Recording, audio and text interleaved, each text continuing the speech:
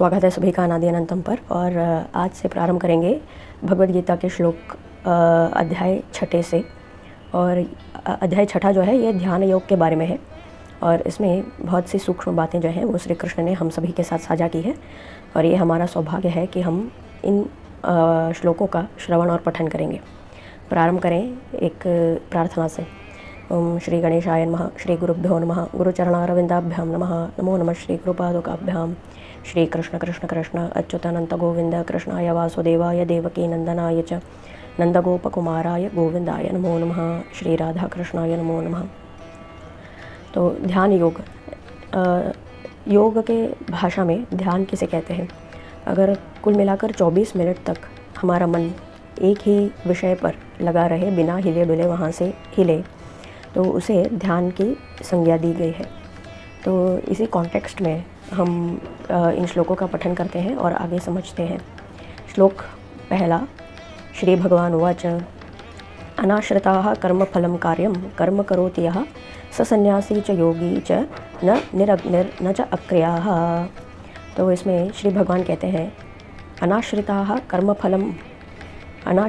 कर्मफलम, कर्मफलम को आश्रय लिए बिना, तो फल को की एक्सपेक्टेशन रखे बिना, इसकी अपेक्षा किए बिना, कार्यम कर्म करोति यः, तो बिना किसी फल की इच्छा रखते हुए जो कर्म अपना समझ करके करता चला जाए। स सन्यासी च योगी च, और ऐसा ही व्यक्ति जो है सन्यासी है और उसी को योगी ऐसा कहा माना जाएगा। न निरग्निर न च अक्रियाः, न कि केवल जिस व्यक्ति ने निरग्निर जिसने अग्नि को त्याग कर दिया है, न च अक्रियाः, और जिसने किसी हर प्रकार की क्रिया को त्याग दिया है। तो ऐसे व्यक्ति को जिसने केवल बाह्य रूप से अग्नि और किसी प्रकार की क्रियाओं को त्याग कर दिया है उसे सन्यासी या योगी की संज्ञा नहीं देते हैं। जिसने आंतरिक रूप से अपने मन से कर्मफल को त्याग कर दिया है उसी को केवल सन्यासी या योगी ऐसा कहा जाएगा, माना जाएगा। तो वेदों के अनुसार जो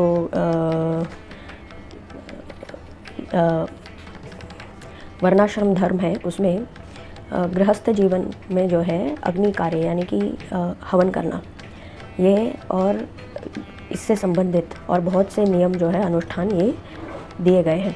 लेकिन सन्यासी को जो है ये अग्नि, किसी भी प्रकार की अग्नि या हवन की अग्नि हो या फिर खुद स्वयंपाक करने के लिए जो स्वयंपाक की अग्नि हो, वो दोनों ही अग्नि जो है ये वर्जित है। किसके लिए? सन्यासी के लिए, जो सन्यासी होना चाहता है उसके लिए। और सभी प्रकार की क्रियाएं जो हैं ये भी, जैसे किसी गृहस्थ को या किसी ब्रह्मचारी को क्रियाएं जो है वो नियमित की जाती है, ये सारी क्रिया जैसे वो सब इन्हें नहीं होती। तो उपनयन धारण करना या फिर ये सब अनेक प्रकार की जो संस्कार हैं और क्रियाएं हैं ये सब सन्यासी के लिए वर्जित है, उनके लिए कुछ अलग ही है। तो इस कॉन्टेक्स्ट में भगवान कह रहे हैं कि निरग्निर च अक्रियाः, केवल बाह्य रूप से अग्नि का त्याग कर देने वाले व्यक्ति को या भी किसी प्रकार की क्रिया बाह्य रूप से न करते हुए ऐसे ही जो एक स्थान पर बैठा है वैसे व्यक्ति को सन्यासी या योगी नहीं माना जाएगा। उसे आंतरिक रूप से अपने मन से जो है कर्म फल को जिसने त्याग दिया है उसी को सन्यासी या योगी ऐसा माना जाएगा। श्लोक नंबर 2।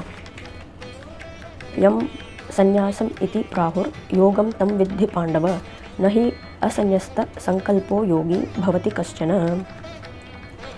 यम संन्यासम इति प्राहुर, यम यानी कि जिसे, संन्यासम इति जिस बात को संन्यास इस पद का यानी इस शब्द की संज्ञा दी जाती है, प्राहुर कहा जाता है, योगम तम विद्धि पांडव, उस योग को तम विद्धि, उस योग को विद्धि जान लो, हे पांडव, हे पांडुपुत्र अर्जुन जान लो।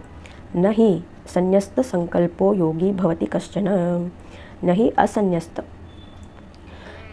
तो जिसने बिना संकल्प को संन्यस्त किए हुए यानी सभी प्रकार के जो संकल्प हैं उन संकल्प को त्याग किए बिना किसी को भी, कश्चन किसी व्यक्ति को, न ही योगी भवति कोई भी व्यक्ति जो है योगी नहीं बनता, मतलब अगर जिस किसी को भी योगी बनना है या उस पद की संज्ञा जिसको दी जानी है उसको कैसा होना चाहिए,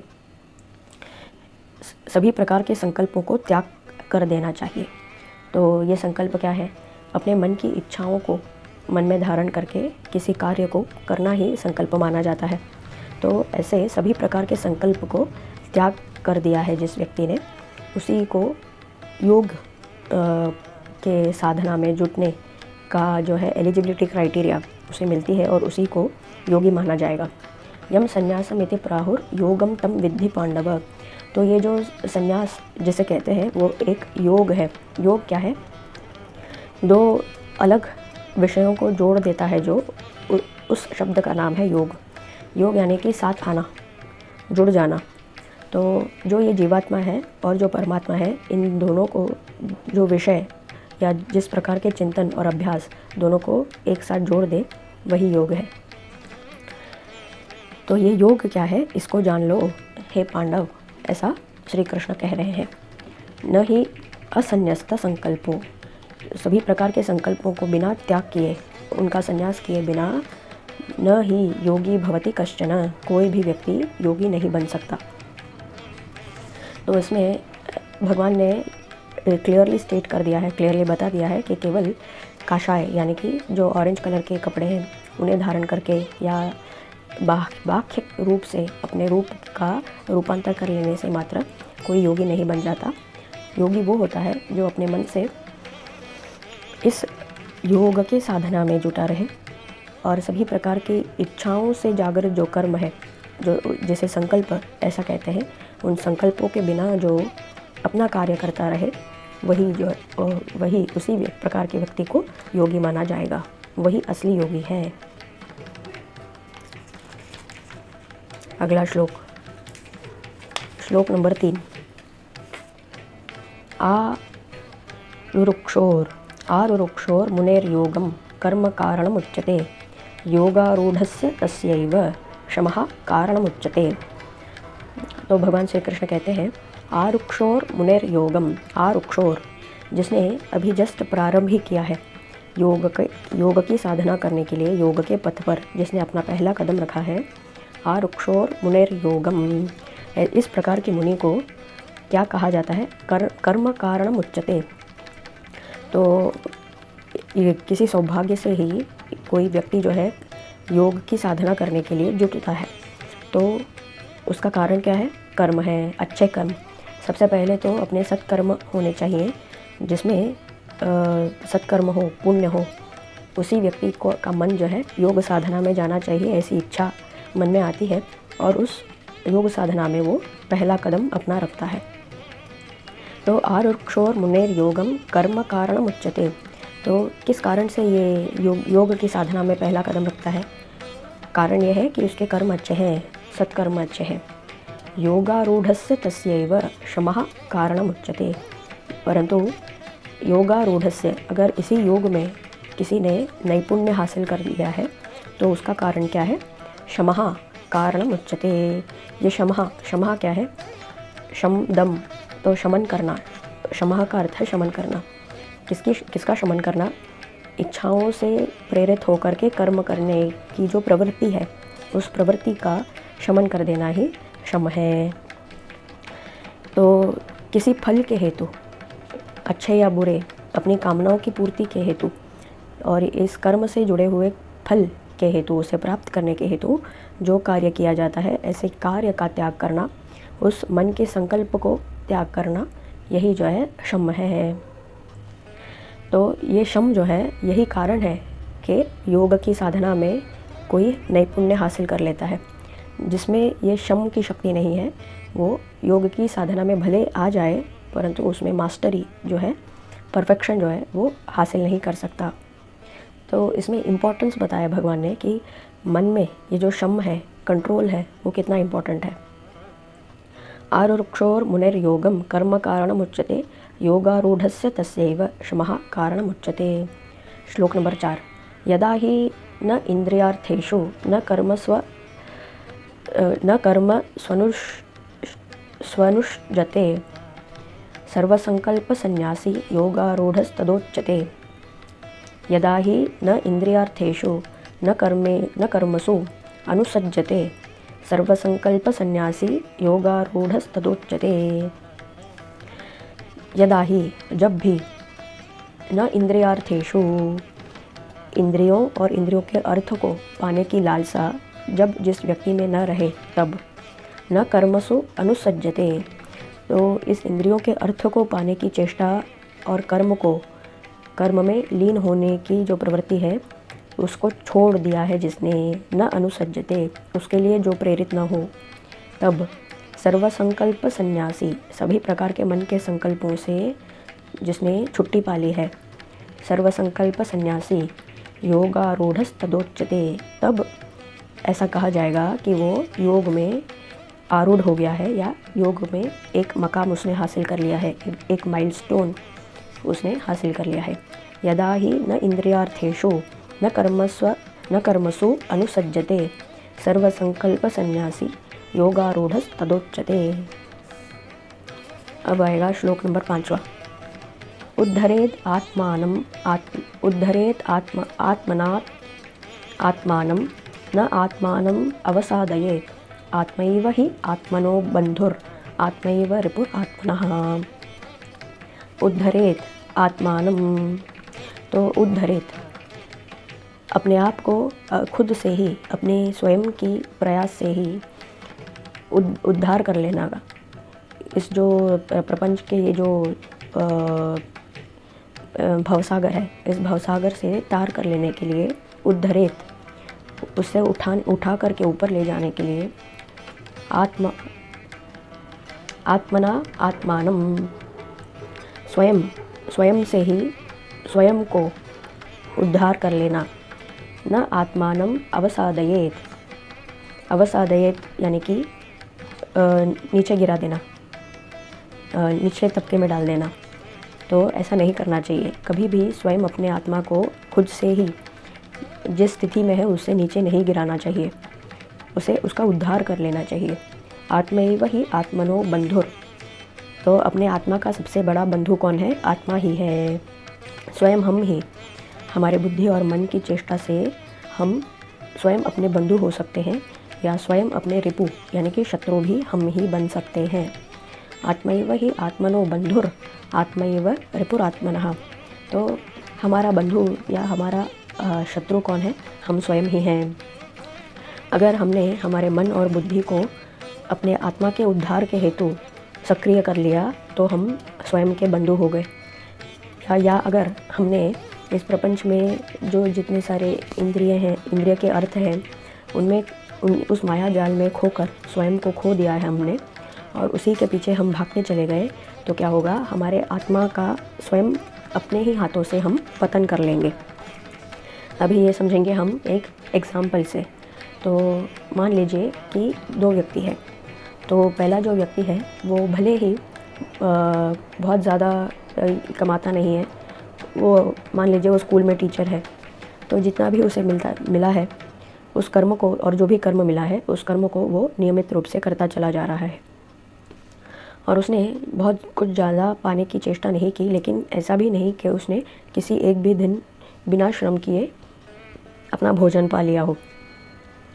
व्यक्ति नंबर दूसरा, उसमें बहुत उत्साह है, पराक्रम है, धैर्य है, और इस प्रपंच में अपना एक मकाम हासिल करने के पीछे उसने दौड़ा और बहुत सारे पैसे उसने कमा लिए, लेकिन इस दौरान वो ये भूल गया कि उसके कर्म से जो धर्म जुड़ा है वो धर्म के कार्य को वो उसने एक भी नहीं किया। तो उसने जितना भी नाम, पैसा या जो भी एकम्प्लिशमेंट्स है उसने जो भी हासिल की, वो सब हासिल करने के बाद फाइनली उसे रियलाइज़ होता है कि उसके हाथ अभी खाली हैं।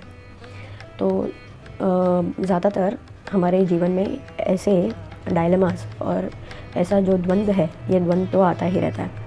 तो कुछ लोग जो हैं वो इस द्वंद्व से खुलकर स्फटिक की तरह चमकते हुए बाहर निकल आते हैं, और कुछ जो है उसी में बनकर, जैसे स्पाइडर अपने ही जाल में फंस जाता है, वैसे इस प्रपंच के माया जाल में फंस करके बुरे रास्तों पर चल पड़ते हैं और उसमें फंस जाते हैं, और बाद में वो अंदर से इतना खालीपन महसूस करते हैं कि मैंने इतना कुछ करने के बाद भी आखिर हासिल ही क्या किया।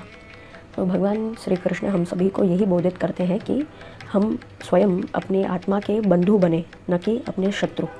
और बंधु बनने का अर्थ क्या है कि हमें ये जान लेना चाहिए कि सत्य साधना या पा लेना इस जीवन में अगर कुछ पाने लायक है, योग्य है, तो वो क्या है। तो कुछ, क्योंकि ये जो शरीर है ये परमानेंट नहीं है, केवल कुछ ही दिनों के लिए रहने वाला है। तो इसके रहते हम उस चीज़ को पालें, उस वस्तु को पालें जो निरंतर है, नित्य है, शाश्वत है। तो हम बुद्धिमान हैं, हम स्वयं अपने बंधु हैं। अगर हमने उन्हीं चीज़ों के पीछे अपना समय जो है व्यर्थ किया, जो नश्वर है, जो शाश्वत नहीं है, तो हमने आखिर पाया तो क्या पाया। क्योंकि उस बात को, उस वस्तु को पाने के बाद भी वो नष्ट होता ही है, वो नष्ट हो जाएगा। वो क्या शाश्वत रूप से रहने वाला है? नहीं रहने वाला। तो ये चिंतन हम सभी को करना है कि शाश्वत क्या है और नश्वर क्या है। तो जो नश्वर है उसके पीछे हम अगर हमारा समय और हमारी शक्ति लगा रहे हैं तो वो किस हद तक जो है वो लगाना चाहिए या ठीक रहेगा। और शाश्वत ऐसा जो वस्तु है वो क्या है, इसको तो पहले क्लियरली पता कर लेना चाहिए। और एक बार अगर हमें ये पता चल जाए तो उसके पीछे लग के उसे प्राप्त कर लेने का पूरा प्रयास जो है हमें कर लेना चाहिए। तो शाश्वत ये जो है इस प्रपंच में केवल एक ही है और वो है परमात्मा। और वो वही परमात्मा आत्मस्वरूप हम सभी में विद्यमान है। तो स्वयं अपने आप को, अपनी आत्मा को जान लेना ही हमारा सबसे पहला कर्तव्य है। तो हमारा जो समय है इसमें हम धर्म का आचरण करते करते, यानी एक पुत्री होने का, एक पुत्र होने का, एक पिता होने का, या माता होने का, या फिर एक बंधु, एक मित्र होने का, जो भी धर्म है, इन सभी प्रकार के धर्मों को, या सामाजिक धर्म, इन सामाजिक धर्मों की पूर्ति करते करते जो भी हम कार्य करते रहते हैं, इन सभी में अल्टीमेटली हमें पाना क्या है? स्वयं अपने आप को। तो अगर हमने अपने आप को नहीं पहचाना, हमने अपने आप को नहीं पाया, तो ये सभी प्रकार के धर्म जो हैं ये व्यर्थ हैं। तो एक फ्यूटाइल एक्सरसाइज हो जाएगा। तो इन सभी धर्मों के पीछे जो हमारा गोल है वो केवल वो परम धर्म है, और वो है भागवत धर्म, जो भगवान ने इस भगवत गीता में भी हम सभी को बताया है कि जो भगवान है वो केवल एक है, सत्य स्वरूप है, सत्य चित आनंद स्वरूप है, सभी में व्याप्त है। और भले नाम, गुण और कर्म जो है और उस गुण के स्वभाव, ये सभी जो भिन्न भिन्न रूप में हमें दिखाई दे रहे हों, लेकिन वो है उन सभी के पीछे जो कारण है वो कारण एक ही है। तो वो प्रज्ञा, वो कॉन्शियसनेस, उस चैतन्य को रियलाइज़ करना है। उद्धरेत आत्मना आत्मानम न आत्मानम अवसादयेत आत्मैव ही आत्मनो बंधुर आत्मैव रिपुरात्मनः। तो इन 5 श्लोकों के साथ आज हम भगवद गीता के पठन की पूर्ति करते हैं, फिर प्रारंभ करेंगे अगले वीडियो में। ओम तत्सर्वं श्री कृष्णार्पणमस्तु। कृष्ण कृष्ण कृष्ण अच्युतानंत गोविंद कृष्णाय वासुदेवाय देवकी नंदनाय च नंदगोपकुमाराय गोविंदाय नमो नमः।